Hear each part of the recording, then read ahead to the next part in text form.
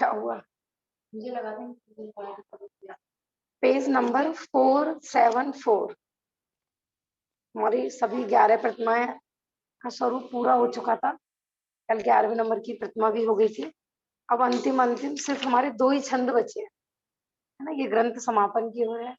ग्रंथ समाप्त होते चले जाते हैं, और यदि हम वहीं के वहीं खड़े हैं तो वास्तव में हमारा ग्रंथ वास्तव पूरा ही हुआ है ना? मैंने ग्रंथ मैंने हमने जो भी किसी भी ग्रंथ का अपन स्वाध्याय करते हैं, यदि वो हमारे जीवन में उतरा है तो उसका स्वाध्याय करना सार्थक। नहीं तो ऐसे कितने ही ग्रंथ पूरे कर लेंगे और जीवन वहीं की वहीं रहेगा। माने अपन जहाँ खड़े थे यदि वहीं खड़े हैं तो फिर तो वो ग्रंथ बस वो खाना पूर्ति वाली बात हो, है ना? तो अब मैंने सब लोगों ने देखो, वैसे तो काफी लोग ऐसे थे जो डेली रहे रतन कर्ण सावकाचार्य जी के स्वाध्याय में। और हाँ, तपस्या कह रही है, मैं डेली रही हूँ। अब अभी पहले इसके 2 अंतिम छंद देख लेते हैं।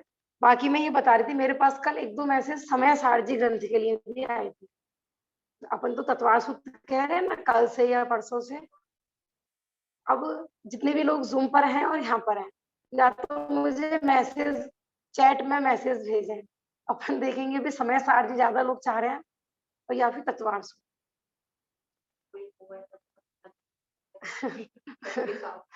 वो फिर इक्वल का चिन्ह लगा के भेज दे। देखो धीरे धीरे देखो, अगर कंटिन्यूटी रहेगी स्वाध्याय में तो समय सारजी अगर हम अपन लगाते हैं तो तत्वार सूत्र तब भी आएगा, या तत्वार सूत्र पहले लगाते हैं तो समय सारजी आएगा। माने देखो वास्तव में जैसे कहते हैं ना, मिश्री कहीं से भी खाओ मीठी है। तो जिनवाणी कोई सा भी अंग पढ़ लो, द्रव्य योग, प्रतिमा योग, चरणन योग, बस ये है समय सारजी जो ग्रंथ है। अपन कहते हैं ना कि बाकी ग्रंथ दूध है, दही है, समय सारजी मक्खन है। माने वो सार सार की बात को बताए। यद्यपि वस्तु स्वरूप सारा तत्वार सूत्र में भी आएगा। तत्वार सूत्र तो वैसे चारों योगों का ग्रंथ है, तत्वार सूत्र ही पढ़ेंगे, ठीक है ना? बाकी में जूम के लोग अभी जैसे सारे लोग नहीं जुड़ते हैं, लास्ट में जुड़ते हैं। एक बार और बोल दूंगी तो दो एक मोक्षण प्रकाशक जी पे ऑप्शन आ रहा था, लेकिन वैसे ये पूरे साल मोक्षण प्रकाशक जी चला है तो बहुत लोगों ने वो संजीव जी गोदार जी के भी प्रवचन सुने हैं। तो समय सार जी और तत्वार सूत्र 2 ऑप्शन रखे हम, ठीक है ना? ऐसा। बाकी ये कि जिसको कल्याण करना है ना तो वो हर ग्रंथ में से अपने कल्याण की बात ढूंढ लेते हैं। अभी पहले अपन छंद देखते हैं, फिर इसके बारे में चर्चा करेंगे। 474 पेज पे हमारा 148 नंबर का श्लोक। अब श्रेष्ठ ज्ञाता का स्वरूप कहते हैं। यानी चरणन योग का संपूर्ण विषय समाप्त हो चुका है। अब आगे ज्ञाता माने ज्ञानी किसको कहते हैं वो बता रहे हैं, पढ़िए।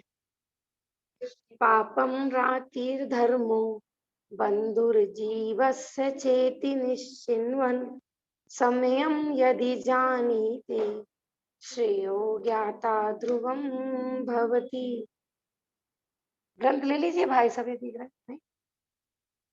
पाप इस जीव का वैरी है, धर्म वह बंधु है, ऐसा दृढ़ निश्चय करता हुआ जो अपने को समय अर्थात शुद्ध आत्म स्वरूप को जानता है, वही अपने कल्याण को जानने वाला होता है। देखो चरणन योग में मुख्यतः किस चीज की मुख्यता रही थी कि पाप प्रवृत्ति छोड़ो और धर्म प्रवृत्ति करो, और धर्म में भी इसमें शारीरिक क्रियाओं की मुख्यता रहती है। यद्यपि हमने बताया था क्रिया का फल शून्य है, यदि परिणाम नहीं है ना?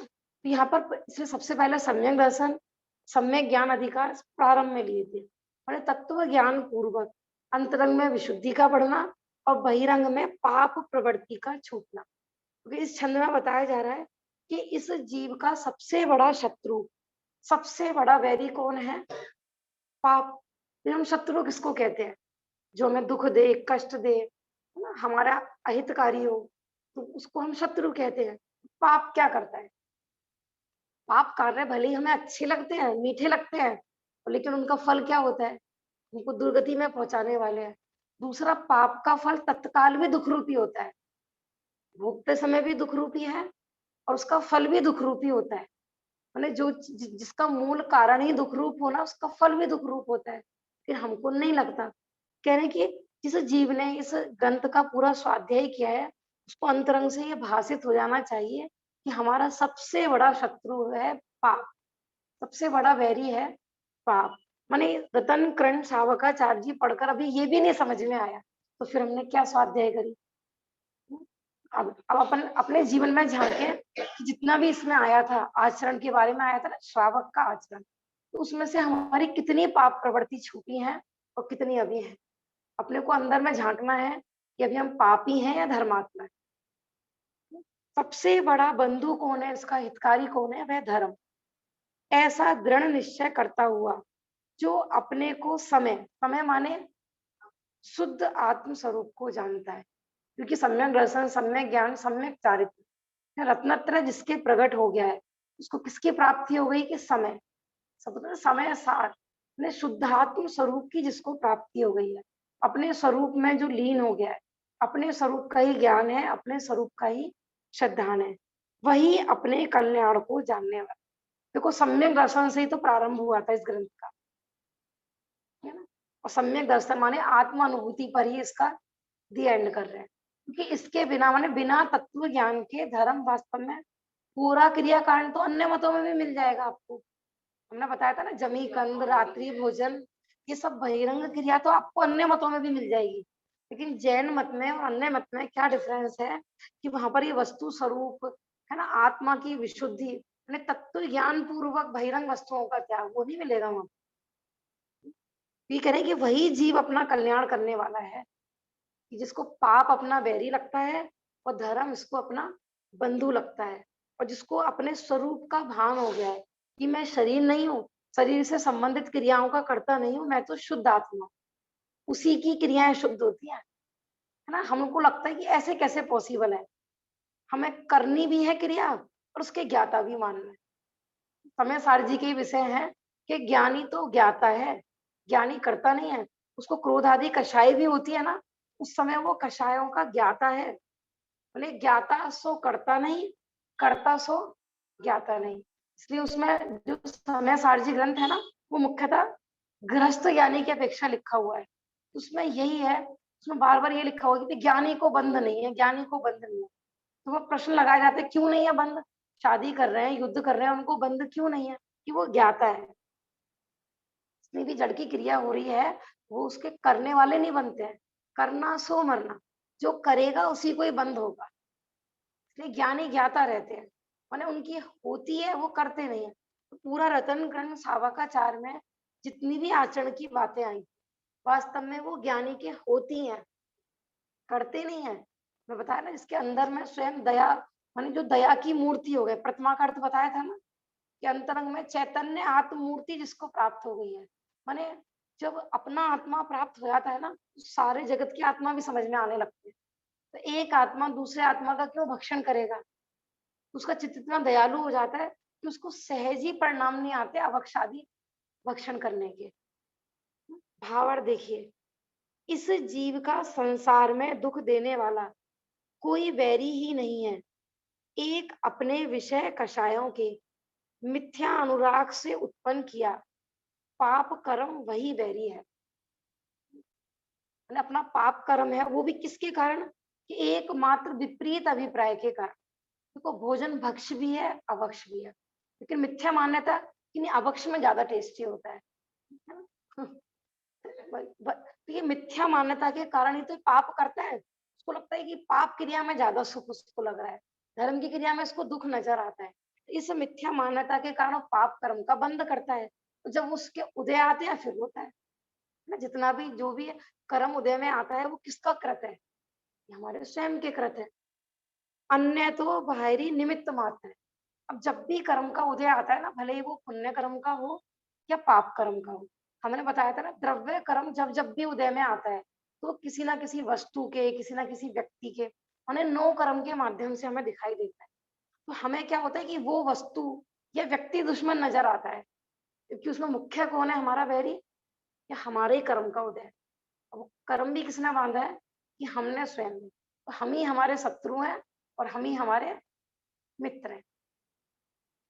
अन्य जो दुर्वचन बोलने वाले हैं, दोषों को कहने वाले हैं, धन आजीविका स्थान को जबरदस्ती से छीनने वाले हैं, ताड़न मारन बंधन छेदन करने वाले हैं, वे मेरे उत्पन्न किए पाप कर्म के उदय से संबंधित है। हमने बताया ना, किसी ने हमें दुर्वचन कहे, किसी ने हमारी आजीविका छीन ली, किसी ने हमारा धन छीन लिया, किसी ने हमें हमारे साथ मारा पीटी की है, तो ये कह रहे हैं कि ये सब मेरे ही कर्म का उदय है। वो वस्तु या व्यक्ति तो सिर्फ निमित्त मात्र है, क्योंकि डायरेक्ट कर्म का उदय नहीं आता है।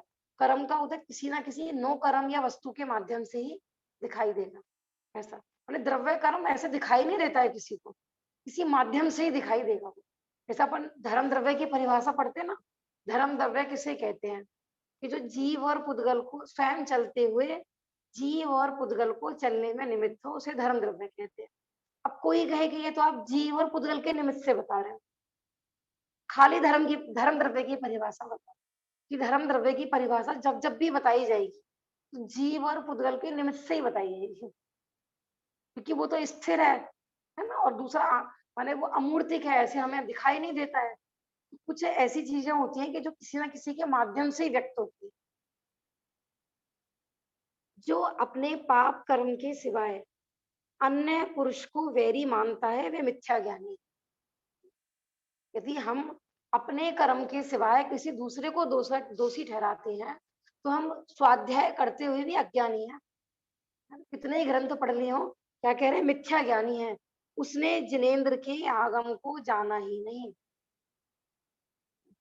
मूर्ख है वो, अनपढ़ है, अशिक्षित है। शिक्षित किसको कह रहे हैं, पढ़ा लिखा किसको कह रहे हैं कि जो अपने पाप कर्म के सिवाय किसी दूसरे को दोषी ठहरा ही नहीं। हमारे साथ जितना जो कुछ भी अच्छा बुरा होता है उसमें किसका दोष, हमारा दोष। लोग कहते हैं कि हम उसने कर दिया, ऐसा कर दिया, भाई ये माने परिवार के स्तर पर है तो परिवार को दोषी ठहराते हैं, समाज के स्तर पर है तो समाज को दोषी, देश के स्तर पर है तो देश के दोषी। लेकिन हम जहां पर भी पैदा हुए हैं, चाहे वो घर हो, समाज हो, देश हो, उसमें किसका रोल है मुख्य, कर्म के उदय का, उसको अपन नहीं देखते हैं। पर ये अनादि की कुटेव पड़ी हुई है। जी सही बात है। हे भगवान तुमने मेरे साथ ऐसा क्यों किया, है ना, मैंने भगवान को ही कोसते रहते हैं, और किसी को कोई नजर नहीं आता फिर वो भगवान पे आरोप करें कि भैया तुमने जिनेंद्र के आगम को जानना ही नहीं। माने मुख्य बात बताई जा रही है, देखो ग्रंथ के समापन में। इसी प्रकार इस जीव का उपकारक बंधु यदि कोई है तो वह पुण्य कर्म है। जैसे बैरी बताया पाप कर्म, और इसका उपकारक कौन है, पुण्य कर्म। अब कोई भी, हमने बताया ना, सिंपल से एग्जांपल ले सकते हो अपने घर गृहस्थी के, है ना, कोई सास है, मैंने बहू उसकी सेवा नहीं कर रही है, उसको क्या चिंतन करना है उस समय कि ये और इसमें बहू का दोष नहीं है, मेरा स्वयं ही पाप कर्म का उदय है, और मेरे पाप कर्म के उदय में सामने वाला पानी दे ही नहीं सकता, उसकी पावर ही नहीं है। जगत की सर्व वस्तुएं असहाय हैं, हमारे पाप कर्म के उदय में कोई सहाय करने वाला नहीं होगा। और पुण्य कर्म होगा ना तो अपने तो छोड़ो, पड़ोसी भी आके कर देंगे। हाँ बेटा, जैसे बोलते कोई भी कार्य होने में 5 समय लगते हैं, तो जैसे पाप कर्म का होता है तो उसमें 5 समय तभी वो हो जाता है। हाँ अब किसी ना किसी निमित्त भी बन जाता है कि भाई इस व्यक्ति के निमित्त से हुआ, ऐसा हुआ, पांचों लगेंगे, हर घटना में पांचों समय लगते, ठीक है। लेकिन उसमें मुख्य समय क्या होगा कि हमारे कर्म का उदय, मुख्य निमित्त। लेकिन निमित्त भी हमने कहा ना दो तरह के होते हैं, एक तो हमारा कर्म का उदय, और एक ये वो कर्म का उदय जिस व्यक्ति या वस्तु के माध्यम से आया। तो हमें कर्म का उदय तो दिखता नहीं है, वो वस्तु या व्यक्ति दिखता है। हमने एग्जाम्पल दिया था ना, कुत्ते को कोई लाठी मारे वो किस पे झपटता है, लाठी पे, और शेर को कोई लाठी मारे तो वो लाठी वाले पे झपटता है, क्योंकि उसको पता है कि ये लाठी नहीं मार रही है, इसके पीछे मारने वाला कोई और है। अब लगा लीजिए ज्ञानी की तुलना किससे करनी है और अज्ञानी की तुलना किससे करनी है। जिनवाणी के उदाहरण है शेर और कुत्ते का। जो अपने पुण्य कर्म के सिवाय अन्य को कारक जानता है वह भगवान के आगम का ज्ञानी नहीं है। दोनों में कह दिया मिथ्या ज्ञानी है। मैंने हमारे साथ किसी ने भला करा, उपकारक करा, देखो लोक व्यवहार की भाषा अलग होती है। किसी ने हमें उपकार किया है तो अपन उसका थैंक यू बोलते हैं, धन्यवाद बोलते हैं, आपकी वजह से ये सब हुआ। फिर मान्यता में क्या है, मैं ही मेरा करता धरता पर की मुझ में कुछ कंद, और अंदर में ये चला आप ही हमारे अन्नदाता हो, आप ही हमारे भगवान हो। तो भगवान को छोड़ के उसी को पूजने लग जाता है ना। ऐसे ही चापलूसी चाटुकारिता क्यों होती है? यही है हमारे सब कुछ। और जिस दिन वो उसको देना बंद कर देंगे तो फिर वो शत्रु बन जाते हैं।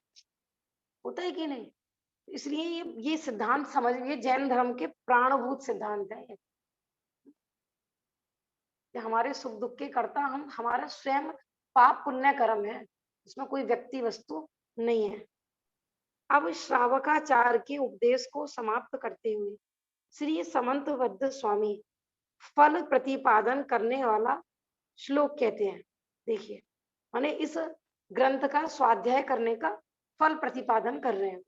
तो येन स्वयं बीत कलं विद्या दृष्टि क्रिया रतन करंड भावम नीतस्त मायाति पतिच्छेव सर्वात सिद्धि स्त्रीषु विष्टपेषु। जो पुरुष अपने आत्मा को कलंक व अतिचारों से रहित, निर्दोष, ज्ञान दर्शन चारित्र रूप रत्नों का करण, इसका नाम था ना रतन करण। तो करंड माने क्या होता है? पिटारा, पिटारा। पिटारा जैसे डब्बी होती है ना, इसमें रत्न रखे रहते हैं, उसको रत्नों की डब्बी, रत्नों का पिटारा की पात्रता को प्राप्त कर लेता है।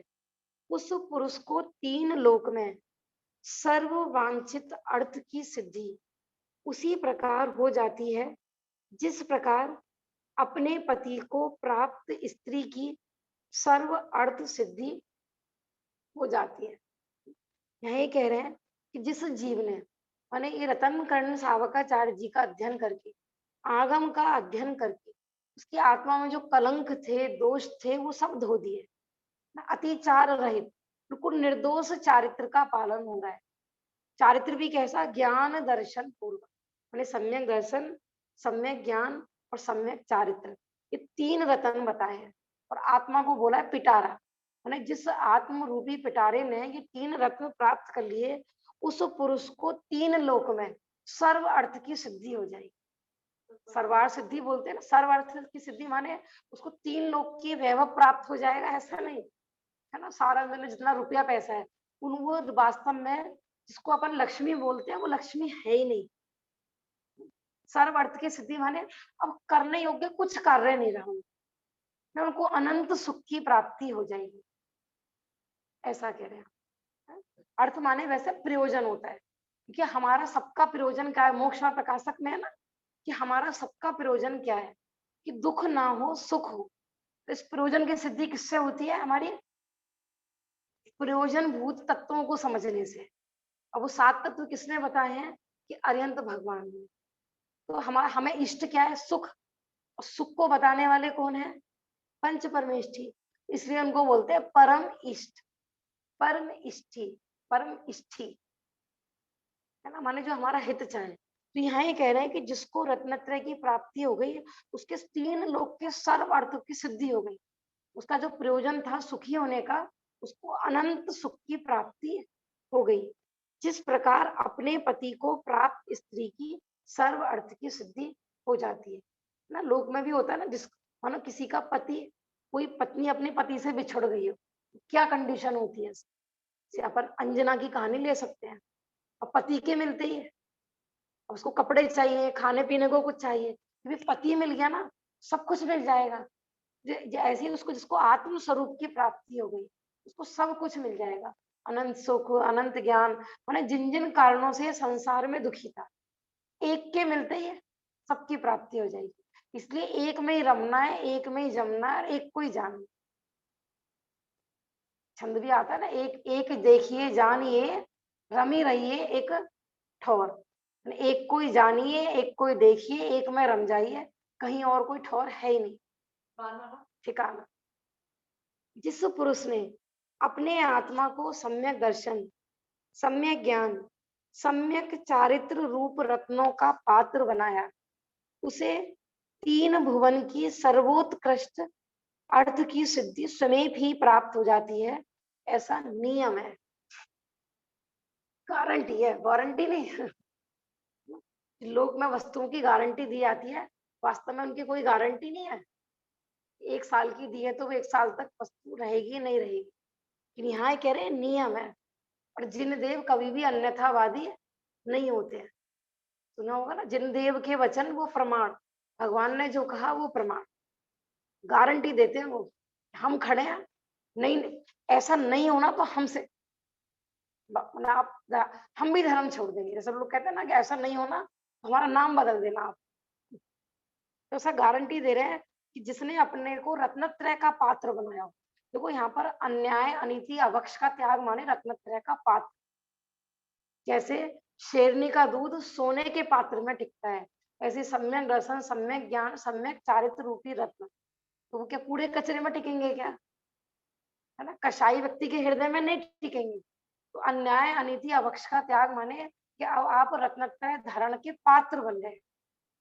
भूमि शुद्धि, जैसे हम बताते हैं ना, जब तक भूमि नम्र नहीं हो, कांटेदार पथरीली भूमि हो, वो सींची नहीं गई हो, उसमें आप कितने भी बीज बो, पथरीली भूमि होती है ना खेती के लिए, तो वहां पे खेती नहीं उगती है, उसमें पत्थर ही पत्थर भरे हो, ऊपर से वहां सूखा और पड़ता हो, अब आप बोरियों की बोरियां उसमें बीज की छिड़काव कर, बीज उसमें डालो, तो कितने दिनों में फल लग जाएंगे, पेड़ पौधे आ जाएंगे?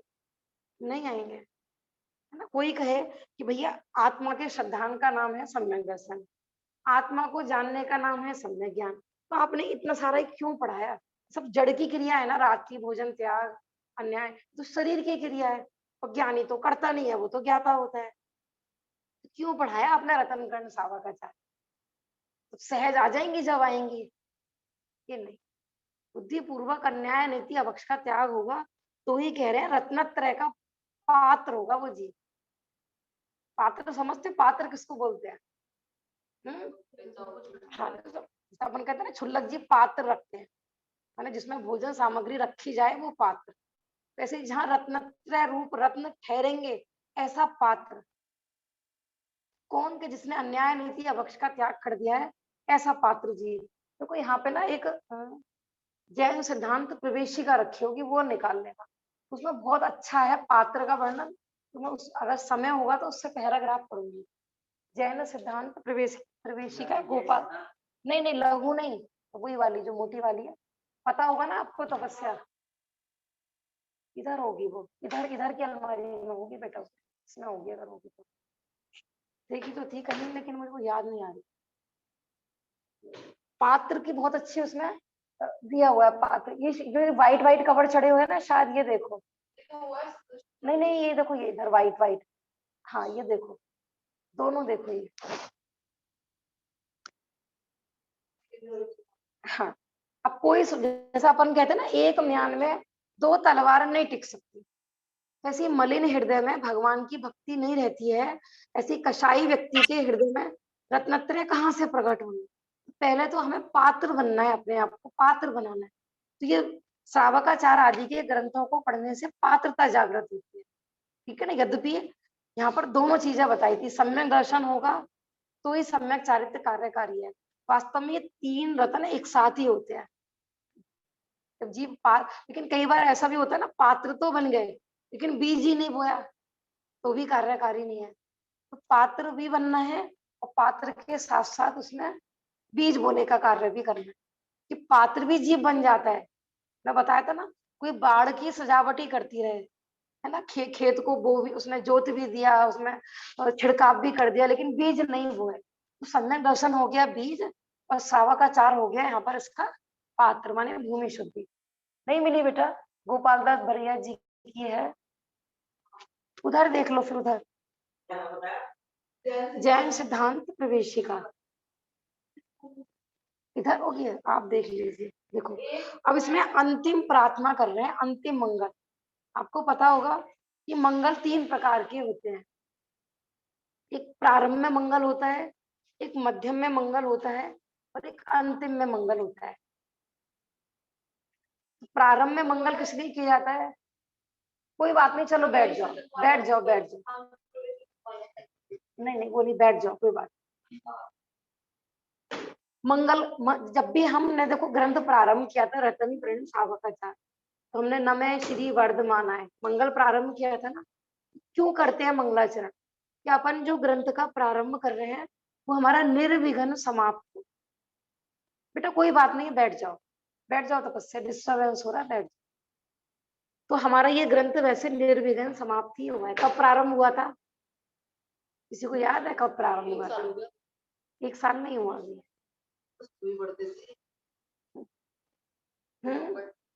अरे हम तो पहले शुरू क्लास में मैंने 10 जून को हुआ था शायद, जी 10 जून को हुआ था, 10 जून के तो बाद प्रारंभ हुआ होगा वैसे, बाद मैंने में। जून के अंत में प्रारंभ हुआ था, है ना। तो अपने मंगल माने ग्रंथ की समाप्ति निर्विघ्न हो। दूसरा, जिस प्रयोजन से अपन स्वाध्याय प्रारंभ किया है उस प्रयोजन की प्राप्ति हो। मैंने रतन कर्ण शावकाचार, श्रावकाचार था ना, तो हमारे जीवन में श्रावकों का आचरण आए। जैसे अपन कहते हैं ना, मस्तक होता है वो श्रद्धा का प्रतीक होता है, और चरण होते हैं ना वो आचरण का प्रतीक होते हैं। यानी भगवान ने जो मार्ग बताया है उस पर चलना, वो उस अपेक्षा से कहलाता है आचरण। तो वास्तव में हम जैनी हैं, जिनेंद्र भगवान को मानते हैं, तो हमारा आचरण भी कैसा होना चाहिए? जैन जैन जैन जैसा, माने जिनेंद्र भगवान ने जो बताया है वैसा। यदि हमारे वो जीवन में आया है, वास्तव में हमारा मंगलाचरण करना सार्थक हुआ। सब देखें कि हमने इस ग्रंथ से क्या खोया, खोया कुछ, क्या पाया, ये देखना है। हो सकता है किसी ने कुछ खोया भी हो, कि बहुत लोगों को लगता है कि अब तक तो हम ये वस्तु खाते थे, फिर हमने पढ़ लिया ना, अब नहीं ग्रहण करी जा रही। तो वास्तव में उसने भी पाया ही पाया है।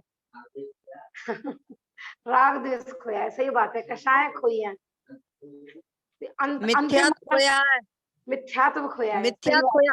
हाँ, ठीक है ना। तो मैं तो देखो, जूम पर भी जो लोग हैं और यहाँ पर भी हैं, अपनी यही भावना है कि कोई भी ग्रंथ को अपने को सिर्फ बुद्धि का विषय नहीं बनाना है ना। ग्रंथ पढ़ने का, उसके स्वाध्याय का प्रयोजन यही है कि हमारा जीवन उज्जवल बने, है ना, वो हमारे जीवन में आए। यदि आया है तो बहुत धन्यवाद के पात्र है सभी जीव जिन्होंने रतन कर्ण सावकाचार्य जी से कुछ ग्रहण किया, है ना, और वो भगवान के बताए हुए मार्ग पर चलना प्रारंभ किया। अंतिम मंगल यही है कि हमने जिस उद्देश्य से ग्रंथ प्रारंभ किया उसकी हमें प्राप्ति हो गई। और यदि अभी वो उद्देश्य अधूरा रह गया है तो भगवान यही प्रार्थना की जाएगी अंतिम मंगल में कि उस शीघ्र ही उस उद्देश्य की भी हमें प्राप्ति हो। जितना प्राप्त हुआ है उसकी तो खुशी है, और जो रह गया है उसके लिए भैया अब आगे प्रयास करेंगे। पहले छंद पढ़ लेते हैं, देखिए। सुख यतु सुख भूमि कामिनम कामिनीव सुतमिव जननी माम शुद्ध शिला भुनक्तु कुलमिव गुणभूषा कन्यका संपुनीता जिनपति पद पद्य वृक्षेणी दृष्टि लक्ष्मी। जिनेंद्र भगवान के चरण कमलों का अवलोकन करने वाली सम्यक दर्शन रूपी लक्ष्मी मुझे उसी प्रकार सुख कर दे जिस प्रकार कामिनी स्त्री कामी पुरुष को सुखी कर देती है। जैसे शुद्ध शिला अर्थात शुद्ध स्वभाव की धारक माता अपने पुत्र का पालन करती है, वैसा ही मेरा पालन करो। तथा जैसे शील आदि गुण ही हैं आभूषण जिसके, ऐसी कन्या कुल को पवित्र करती है। उसी प्रकार हे सम्यक दर्शन मुझे भी पवित्र करो, उज्जवल करो। देखो, प्रारंभ में भी सम्यक दर्शन अधिकार था। अब जिसको प्राप्त हो गया है तो वो तो आगे बढ़ने की कोशिश करेंगे, माने सम्यक ज्ञान सम्यक चारित्र की प्राप्ति के लिए। और जिनको नहीं प्राप्त हुआ है, माने वो अब अंगीकार करने, इस ग्रंथ को पढ़ने के बाद वो सम्यक दर्शन के सम्मुख हुए हैं। हमने बताया था ना, अन्याय अनीति अभक्ष का त्याग माने सम्यक्त्व के सन्मुख मिथ्या दृष्टि। यदि तत्व ज्ञान पूर्वक अन्याय नीति अभक्ष का त्याग होता है तो उसका मुख किधर हो गया? जीव का है तो भले ही वो मिथ्या दृष्टि, लेकिन सम्यक्त्व के सन्मुख हो गया, माने सम्यक दर्शन, उसका दिशा परिवर्तन हो, माने भले भले ही उसकी दशा भी वैसी की वैसी है, लेकिन जिसकी दिशा बदल गई ना, भले ही उसने अभी चलना प्रारंभ किया है नहीं किया है, लेकिन सही दिशा पता लग गई ना, अब वो जितना भी कदम चलेगा ना उसका सही दिशा की ओर वो आगे बढ़ेगा अपने लक्ष्य की ओर। अब कोई जीव कितना ही दौड़ रहा है, लेकिन दिशा यदि गलत है तो कितने किलोमीटर चले एक दिन में, अपने गंतव्य की ओर कितने दिन में पहुंच जाएगा? कि जितना वो दौड़ेगा ना उतना ही अपने लक्ष्य से दूर भागेगा। सम्यक की प्राप्ति माने सही दिशा का पता लग जाना। यहाँ पर यही कह रहे हैं कि जिनकी अभी अधूरी साधना रह गई है ना, श्रावक जन है, क्योंकि अभी दीक्षा आदि नहीं अंगीकार करी है, तो वे यही कह रहे हैं कि हे सम्यक दर्शन, मुझे किस प्रकार सुखी करो कि जैसे माता अपने पुत्र का पालन करती है। मैंने बताया था ना, देव शास्त्र गुरु को जिनवाणी को माता कहा जाता है, हरिन भगवान को पिता कहा जाता है। जैसे लोक में माता पिता अपने पुत्र के प्रति, अपने संतान के प्रति वात्सल्य देते हैं, तो ऐसे ही यहाँ पर भव्य जीवी भावना भा रहा है कि हे सम्यक दर्शन आदि रत्नत्रय के धारी भगवंतो, या हे रत्नत्रय, मुझे भी तुम ऐसा ही वात्सल्य दो। और यहाँ पर देखो और क्या कह रहे हैं, जैसे शीलवंती कन्या होती है, वह अपने कुल को पवित्र करती है, ऐसे ही तुम मुझे पवित्र करो, उज्जवल करो, मेरे अंदर जो कषायों की मलिनता है ना, उसको दूर करो। शीलवती कन्या का उदाहरण दिया है यहाँ, है ना। कुशील कन्याएं क्या करती हैं कि अपने कुल पर कलंक लगाती हैं, माता पिता के उपकार को 1 सेकंड में पानी में डुबो देती है। शीलवती कन्या है ना, माता पिता के नाम को उज्जवल करती है, यश को उज्जवल करती है। सीता जी थी, अंजना जी थी, कितनी सारी सतियों के नाम है। यहाँ पर शीलवती कन्या का एग्जाम्पल दिया है। जैसे काम, और देखो एक और एग्जाम्पल दिया है, जैसे कि कोई कामी पुरुष हो और उसको कोई कामिनी स्त्री उसको सुखी कर दे, तो ऐसे ही हे सम्यक दर्शन, मुझे मेरे स्वरूप से मेरा मिलन करा। क्योंकि जिसने आज तक सबको जाना लेकिन अपने स्वरूप को नहीं जाना, समझो उसने कुछ नहीं जाना, है ना। सबको तो जाना, आपा नहीं जाना, तू कैसा ज्ञानधारी रे। जैसे काम के, इसको फिर भावार्थ में और क्लियर कर रहे हैं, जैसे काम के आताप से दुखी पुरुष को कामिनी सुखी कर देती है, जैसे शुद्धि स्वभाव की धारक माता अपने पुत्र का पालन करती है। माता भी देखो कौन सी ली है इसमें, शुद्ध स्वभाव की धारक, माने इसका शुद्ध आचरण हो, शुद्ध स्वरूप को समझती हो, क्योंकि पालन तो सारी माताएं करती हैं दुनिया भर की, लेकिन वो अपने पुत्र का, अपनी संतान का हित नहीं विचारती हैं। कुछ माताएं ऐसी भी होती हैं कि अपने पुत्र के मुंह में उनको गलत मार्ग पर भी लगा देती हैं। उन माता पिता को तो शत्रु के समान बताया है, इसलिए यहाँ पर कहा है शुद्धि स्वभाव की धारक माता अपने पुत्र का पालन करती है। भले वो डांट के भी करेगी, लेकिन उसका प्रयोजन क्या होगा कि मेरा पुत्र सही मार्ग पर चले। जैसे गुणवान कन्या कुल को पवित्र करती है, उसी प्रकार जिन पति अर्थात शुद्धात्मा को भावों में साक्षात अवलोकन कराने वाली सम्यक दर्शन रूपी लक्ष्मी मेरे मिथ्या ज्ञान जनित आताप को दूर करके मुझे नित्य अनंत ज्ञानादि रूप आत्मिक सुख को प्राप्त करा। यहाँ पे लक्ष्मी किसको कह रहे हैं? हमें क्या लगता है कि भी हमने ग्रंथ समापन किया, कुछ तो पुण्य का फल लगना चाहिए था ना। हमारी दुकान जो सही नहीं चल रही थी वो तो ठीक नहीं चली, हमारे घर में तो झगड़ा हो रहा था वो तो बंद नहीं हुआ। हमें क्या लगता है कि कहीं लक्ष्मी माने इस ग्रंथ की समाप्ति पर हमें कोई धन संपदा की प्राप्ति हो। वास्तव में जिसको हम धन संपदा लक्ष्मी कहते हैं वो धूल है, वो सुख देने वाली है ही नहीं। वो मिल भी जाए, हमने बताया ना, चित्त में शांति नहीं हो तो ऐसी संपत्ति का क्या फायदा। जो संपत्ति हो भी नहीं पाते। हाँ, संपत्ति भी विपत्ति बन जाती है जीवों के लिए। यहाँ पर ये कह रहे हैं सम्यक दर्शन रूपी लक्ष्मी मेरे मिथ्या ज्ञान को दूर करे, मेरे मिथ्या चारित्र को दूर करे, संसार के जन्म जरा मरण आदि दुख निवारण करके मेरे अनंत चतुष्टय आदि स्वरूप को पुष्ट करो। क्योंकि अनादि काल से मैं जो जन्म मरण के दुखों से दुखी हूँ, हे प्रभु मेरे ये दुख दूर हो तो मेरा स्वाध्याय करना कार्यकारी है। अन्यथा तो हमने कहा ना, जैसे स्कूल की पुस्तकें पढ़ते हैं ऐसा ये भी पूरा हो गया, फिर तत्वार सूत्र भी पूरा हो जाएगा, इस समय सार जी भी पूरा हो जाएगा, तो पढ़ने का इसको विषय पड़ जाएगा, है ना। कुछ जीव ऐसे हुए होते ना, खूब ज्ञान हो गया उनको लेकिन जीवन में जरा सा भी नहीं आया, तो उनका पढ़ना कार्यकारी नहीं है। हमें अंदर से भाषित होना चाहिए कि हम दुखी हैं, ये जन्म जरा मरण ये दुख है और मुझे इन दुखों को दूर करना है। उसमें आया था ना, श्रोता का स्वरूप आया था। श्रोता किसको कहते हैं? अब ये नहीं कि मुझे ज्ञान करना है, जैन धर्म किसे कहते हैं, 4 लोग पूछेंगे तो बता तो दूंगा मैं। जैन किसे कहते हैं? इस प्रयोजन से स्वाध्याय नहीं करता है, मैं कौन हूँ, मैं कहाँ से आया हूँ, मेरा क्या स्वरूप है, ये जो मेरा चारित्र बन रहा है ये कैसे है।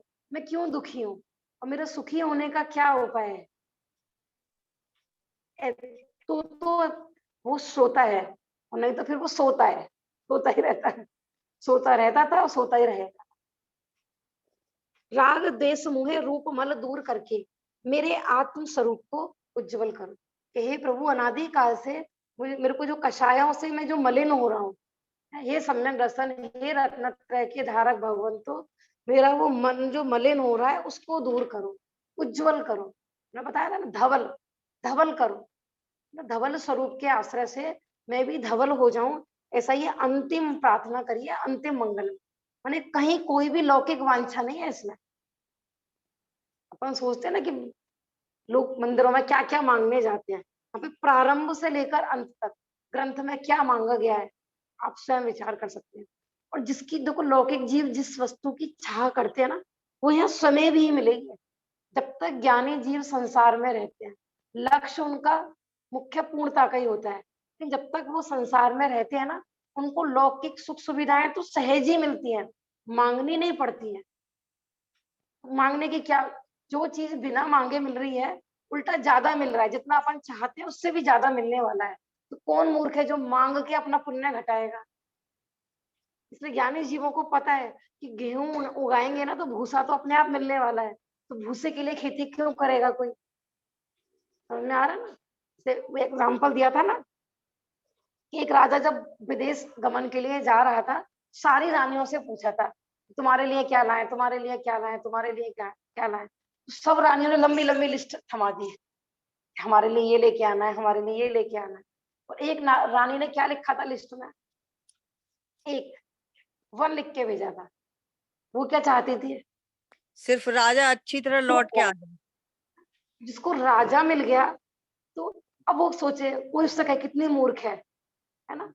मैंने इतने बड़े राज्य का स्वामी राजा तुम्हें मिला है, कुछ मांग लेते ना, हीरे जवाहरात, कुछ अच्छा सा सेट वेट कुछ मांग लेते। लेकिन उसको पता है कि जब मैंने राजा मांगा है तो राजा के साथ समस्त वस्तुएं स्वयं मिलने वाली हैं।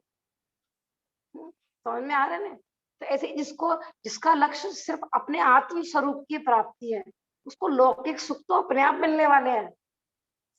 क्योंकि जितने भी उच्च पद होते हैं वो सब ज्ञानी जीवों के लिए फिक्स है।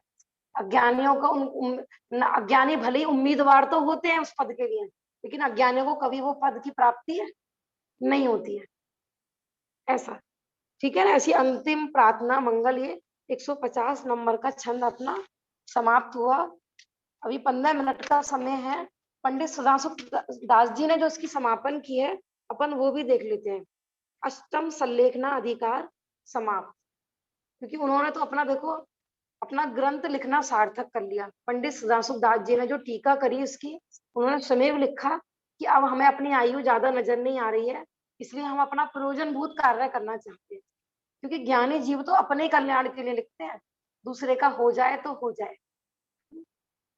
अब देखिए इसके मूल कर्ता कौन थे, समंतवद्ध स्वामी।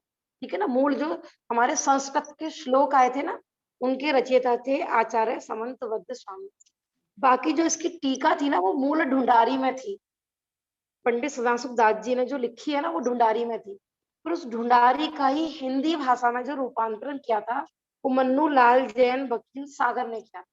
क्योंकि अपन धीरे धीरे लैंग्वेज चेंज होती रहती है, अब ढूंढारी भी थोड़ा कम समझ में आती है, तो हिंदी में टीका करके उन्होंने हमारे ऊपर कार्य किया है ना। आप ऐसा नहीं सोचें, भाव समझ में आना चाहिए। बहुत लोगों का हठाग्रह होता है ना, संस्कृति पढ़ना है, मूल पढ़ना है, तो मूल भाषा की जानकारी भी तो होना चाहिए। फिर अगर ये हिंदी टीका नहीं होती तो आप मात्र समंतबद्ध स्वामी जी के श्लोक से कैसे समझते, है ना। ऐसा तो अपने को ऐसा नहीं सोचना चाहिए, क्योंकि किसी ने अगर ग्रंथ में गड़बड़ की होगी तो अपने को पहचान होनी चाहिए। वीतरागता की पोषक हो, है ना, और अहिंसा की पोषक हो। तो इसमें ऐसा कोई विषय नहीं आया कि चाहे राग की पुष्टि करी हो या हिंसा की क्रिया का पोषण किया हो। पूरा आपने ग्रंथ पढ़ लिया है, कहीं भी ऐसा नहीं आया कि जो जैन धर्म के विपरीत इसमें इस ग्रंथ में एक भी बात आई हो। इससे पता लग रहा है कि इसमें जो निरूपण है वो पूरा आगम के अनुकूल ही है, भले वो हिंदी टीका हो या ढूंढारी हो।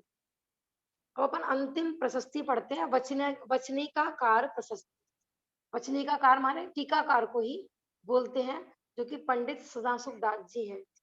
मंगल श्री अरिहंत जिन, मंगल श्री जिनवान, सिद्ध साधु जिन धर्म नीति, करे विघन की हान। है ना, इसमें पंच परमेष्टि को याद किया है, अरिहंत भगवान को, और जो कैसे हैं, केवल ज्ञान रूपी लक्ष्मी के धारी हैं, सिद्ध भगवान को, मुनिराज को और जिन धर्म। जो पंच परमेष्टि के बताए मार्ग पर चलता है, उसके संपूर्ण विघ्नों की हानि होती है। लौकिक विघ्न भी, पारलौकिक में भी कोई विघ्न नहीं आते हैं, है ना। आपको इसी प्रयोजन से भगवान को याद करें, हे प्रभु आप मेरे विघ्नों का नाश कर दो, ऐसा नहीं। माने जो स्वयं निर्वांछक भाव से भगवान की भक्ति करते हैं, उनके विघ्न आते ही नहीं है, ये यहाँ पर कहना चाह रहे हैं। देश धर्म धर को आधार, रतन करंड श्रावकाचार, स्वामी समंत भद्र रचिसार, कीनो भव्यन को उपकार। यही कह रहे हैं कि समंत भद्र स्वामी जी ने रतन करंड श्रावकाचार लिखकर किस पे उपकार किया है? भव्य जीवों का, है ना, हमारे ऊपर उपकार किया है। अब उनके उपकार का हम उपकार कैसे चुकाएं? उन्होंने जो हम पे उपकार किया है, कोई व्यक्ति हमारी हेल्प करे तो हम भी चाहते हैं ना उसके बदले में उसके लिए हम कुछ करें। तो अब हम समंत भद्र स्वामी जी के लिए क्या करें? हाँ हाँ, देखो श्रेया ने सही कहा कि उनके लिए कुछ नहीं करना है, अपने लिए करना है। जो उन्होंने मार्ग बताया ना, उस पर हम चले। यही उनके जो उन्होंने उनके ऋण से ऋण होने का रास्ता है। उनका उपकार चुकाने का सही तरीका यही है कि जो उन्होंने माने अपना अहित कर करके जो वस्तु हमें दी, कि हम उस वस्तु को ग्रहण करें। ज्ञानियों की खुशी इसी में ही होती है। जो ज्ञानी जीव होते हैं ना, उनको आप लौकिक वस्तु दो गिफ्ट में उनको पसंद नहीं आती है। देखो ये तो मुनिराज है, एक ज्ञानी श्रावक भी होना, उसके घर पे कोई जाए उसको गिफ्ट दे, जो वस्तुओं को यूज ही नहीं करता, तो उस गिफ्ट देने से क्या फायदा उसको? वो जो बिल्कुल प्रतिमाधारी श्रावक होते हैं वो तो लेते ही नहीं है। ये भी विषय रह गए थे वैसे, कई मेरे नोट्स में लिखे हुए थे सारे, जैसे पहली प्रतिमा दूसरी प्रतिमाधारी होते हैं। अब उन्होंने जो वस्तु त्याग कर रखी है और वो गृहस्थी में रह रहे हैं, लेकिन उनके लिए गिफ्ट किसी ने दिया है, समाज के व्यक्ति ने या रिलेटिव ने, तो वो लेते नहीं है गिफ्ट। अब ऐसा नहीं है हम ले लें हमारे बच्चों के काम आ जाएगा, हमारी पत्नी के काम आ जाएगा, नहीं। जिस चीज के राग का त्याग कर दिया है वो वस्तु वो लेते ही नहीं है। तो इसलिए ज्ञानी का उपकार तो माने ज्ञानियों को हम जग की वस्तु देंगे तो उनका उपकार नहीं है, अपकार है। जैसे कोई आलू का त्यागी हो, हम उसको आलू की नमकीन गिफ्ट में दें, तो उसका माने उसका सम्मान है या इसका अपमान है? अपमान है कि नहीं? तो समंत भद्र स्वामी जी का उपकार यही है, यदि हम उनके उपकार का ऋण चुकाना चाहते हैं, कि उन्होंने जो बताया हम उनके बताए मार्ग पर चले। या की महिमा कहत न बने, सुनिधारे कर मन को हने। माने इस ग्रंथ की हम महिमा कह नहीं सकते, अकथनीय है। या की देश वचनिका होए, तो या को समझे सब कोई। बहुत लोग कहते हैं कि संस्कृत में ग्रंथ पढ़ना है, अगर ये भाषा टीका नहीं होती तो आप कैसे समझते? तो ये भाषा टीका करने वाले जो पंडित सदाशिव दास जी हैं, उनने भी हम पे उपकार किया है। या विचारी उद्यम में किया, तुच्छ बुद्धि माफिक लिख दिया। ज्ञानी जीव कुछ बड़े से बड़ा कार्य करते हैं ना, तो भी घमंड नहीं करते। क्या कह रहे हैं? अपने को तुच्छ बुद्धि, इतना बड़ा काम कर दिया, कह रहे हैं कि मैं मुझे तुच्छ बुद्धि माफिक लिख दिया। माने क्यों? क्योंकि उनको तो केवल ज्ञानी दिख रहे हैं ना, उनके आगे तो तुच्छ बुद्धि है अपन। ऐसा चूक भूल लख हास्य न करो, दोष टाली गुण संग्रह करो। पंडित सदाशिव दास जी कह रहे हैं कि मेरे से कोई भूल चूक हो गई हो तो भैया मेरी हंसी मत उड़ाना, हंसना मत, है ना। माने अगर आप समझदार हैं तो उन दोषों को टालकर गुण ग्रहण कर लेना, क्योंकि क्षौभसम बुद्धि वाले हैं ना, उनको पता है कि जब तक केवल ज्ञान की प्राप्ति नहीं होगी, भूल होना स्वाभाविक है, गलती होना स्वाभाविक है। गलती सबसे हो सकती है, इसलिए उनको लग रहा है कि मेरे से यदि कोई भूल चूक हो गई हो तो आप उसको शुद्ध करके ग्रहण करें। इससे उनकी निराभिमानता का पता लग रहा है कि ग्रंथ लिखते समय उनको अभिमान नहीं था। उन्होंने अपना मेरा नाम रोशन हो, सारी दुनिया मेरी जय जय करे, है, मेरा मेरा यश हो, इस प्रयोजन से ग्रंथ की टीका नहीं करी उन्होंने। राग देश मद वसी हम परे, चूक रहित गुण कैसे धरे। कह रहे भैया यहाँ राग द्वेषों की खान है अपन, उनके वसीभूत होकर कोई भी चूक हो सकती है ना संसार अवस्था में।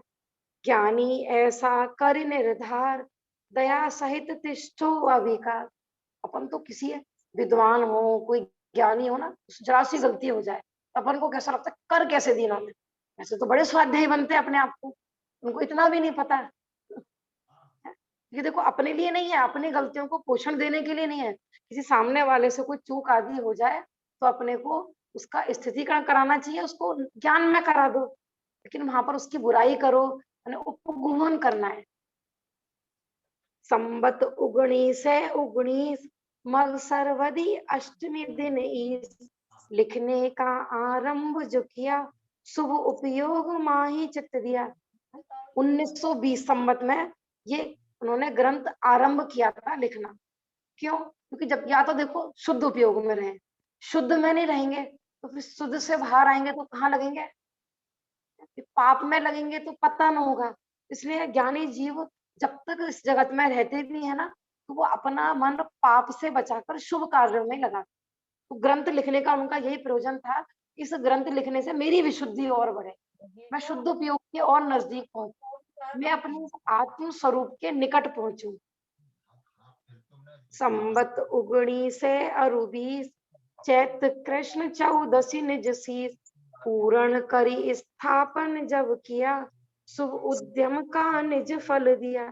और ये समाप्ति का समय बता रहे हैं, ये वैसे जयपुर में लिखा गया था, नीचे वाले छंद में बता रहे हैं संबत 1920 चैत्र कृष्ण चतुर्दशी मंगलवार के दिन ये ग्रंथ समाप्त हुआ था। अब संबत आप लगा सकते हो, 1920 में से ना लगभग 55 घटा दो, 55 तो सन निकल आएगा। हाँ लगभग 1865 में ये ग्रंथ समाप्त हुआ, पंडित सदाशिव दास जी के द्वारा। समंतबद्ध स्वामी ने तो बहुत पहले लिखा है, उसमें तो टाइम हो गया, हजारों वर्ष हो गए, लेकिन उसके बाद जो ये टीका हुई है ये उसका समय है, ठीक है ना। बाकी मैं यही बता रही थी, टाइम तो हो रहा है वैसे, 5 मिनट है अभी हमारे पास, कि समय सारजी ग्रंथ के भी आ रहा था कई लोगों का, तत्वार सूत्र भी, तो जूम पर भी जो लोग हैं या तो वो चैट में लिख के भेज दे मेरे को। समय ये क्या बताया आपने, वो संबत 1920 चैत्र कृष्ण 14 शीस। हाँ 1920 हाँ 1920 मतलब ये बता रहे हैं कि जो विक्रम संवत होता है ना, तो हाँ वो सन से 55 वर्ष आगे चलता है। तो आप अच्छा 1920 में से 55 घटा देंगे यदि, तो हमारा प्रॉपर सन में, क्योंकि आजकल अपन सन की भाषा समझते हैं, क्योंकि 1921 कितना चल रहा है 2021 चल रहा है, ठीक है ना। हाँ तो अगर हमें संबत निकालना है ना, हाँ 2021 में आप 55 जोड़ दोगे तो विक्रम संबत निकल आएगा। आपने अच्छा देखा होगा ना, जो जैन कैलेंडर होते हैं उसमें संबत भी लिखा रहता है, वीर निर्वाण संबत भी लिखा रहता है, और ये ईसवी सन भी लिखा रहता है।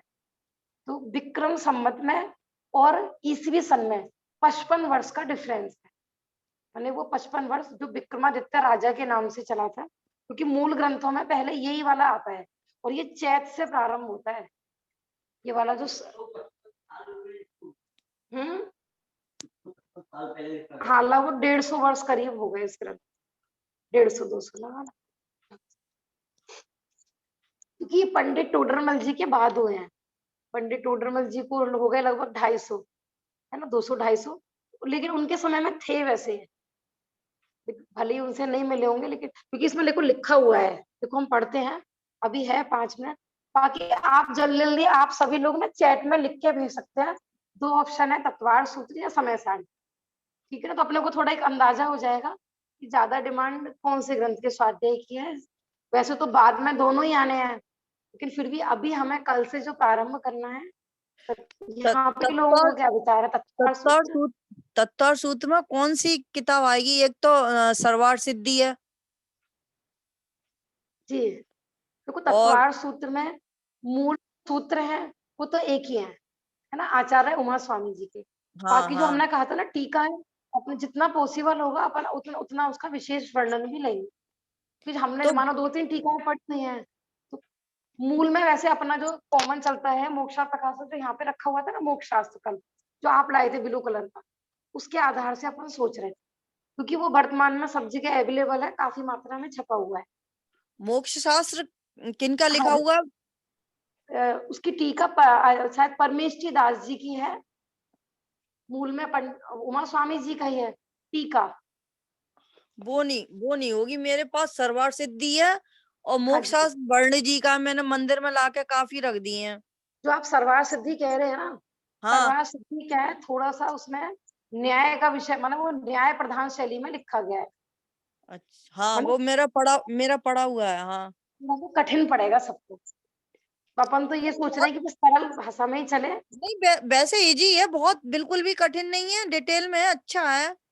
हाँ, तो अपन देख लेते हैं, आज हाँ अपन देख लेंगे, वही पीडीएफ सेंड कर देंगे सबको।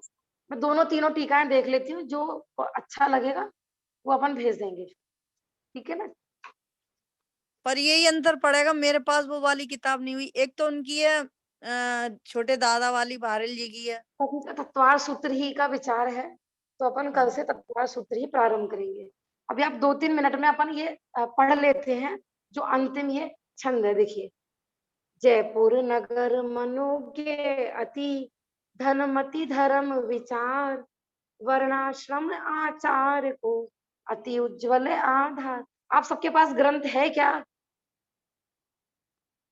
नहीं तो मैं इसकी फोटो खींच के शेयर करूं, भेज ही देती हूँ। है ग्रंथ। सबके पास है, ठीक है। हाँ, रतनगंज साहब का चार। हाँ, जो अपन पढ़ रहे हैं ना इस समय हाँ, में, ये तो है खुला हुआ है। और ये जयपुर में रहते थे पंडित सदाशिव दास जी। हाँ या में राज करे निपुण राम सिंह जनपाल, क्रोध लोभ मद टारिके विघ्न हरण को ढाल, जैनी जन इहाँ बहु वसे दया धर्म निज धार, स्यादवाद ज्ञायक प्रबल मत एकांत निवार। ना उस समय जयपुर जो था वो जैनियों की नगरी कहलाता था पूरा, जैनियों की काशी कहलाती है जयपुर।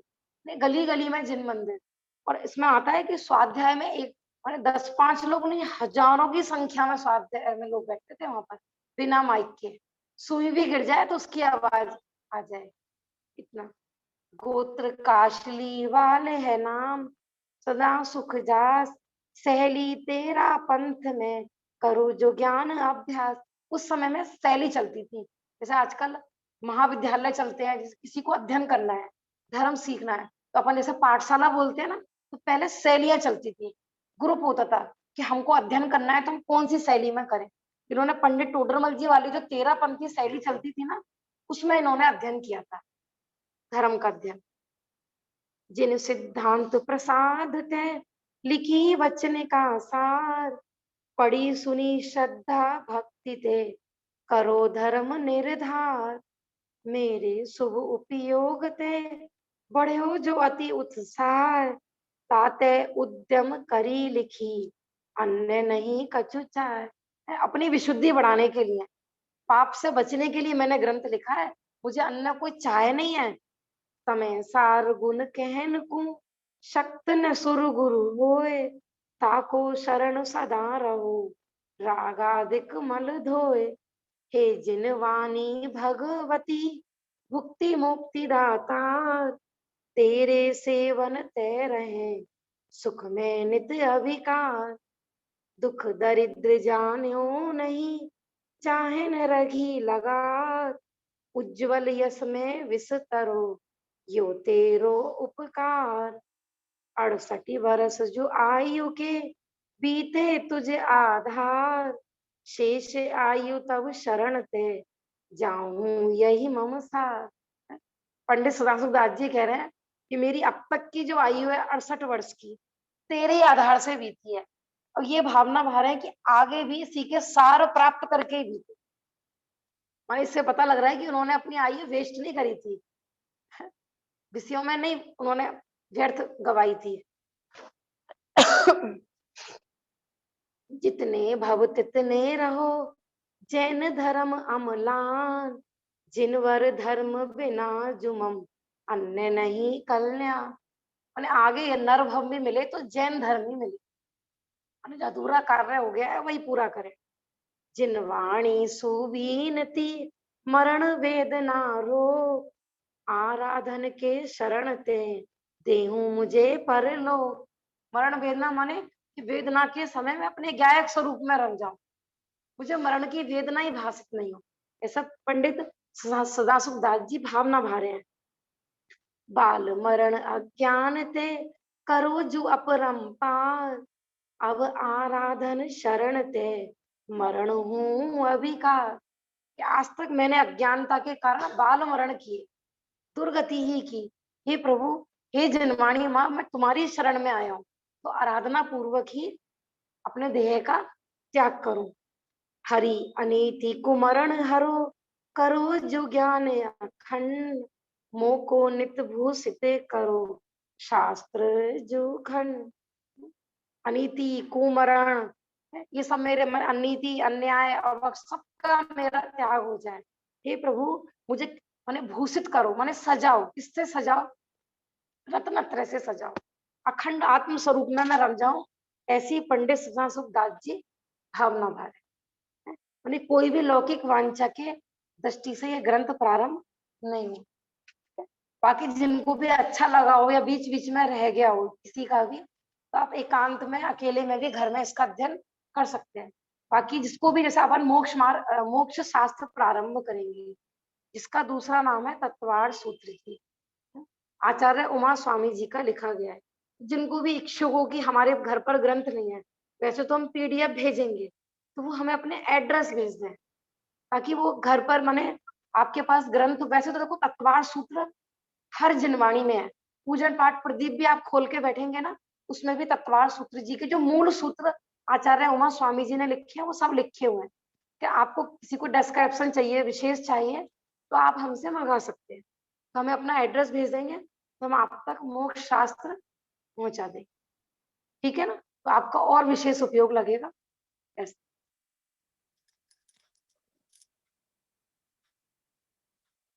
चैट में सभी का तत्वार्थ सूत्र के लिए ही आया है। ठीक है, अपन तत्वार्थ सूत्र ही प्रारंभ। वाणी के ज्ञान से सूझे लोकालोक, सो वाणी मस्तक नमो सदा देते हूँ लोग।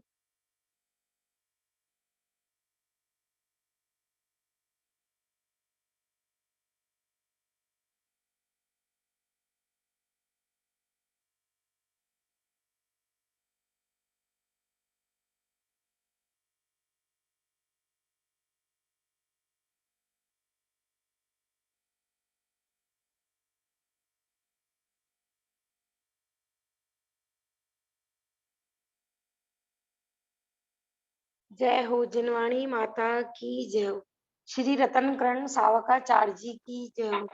आचार्य समंतबद्ध स्वामी जी की जय हो। महान जैन धर्म की जय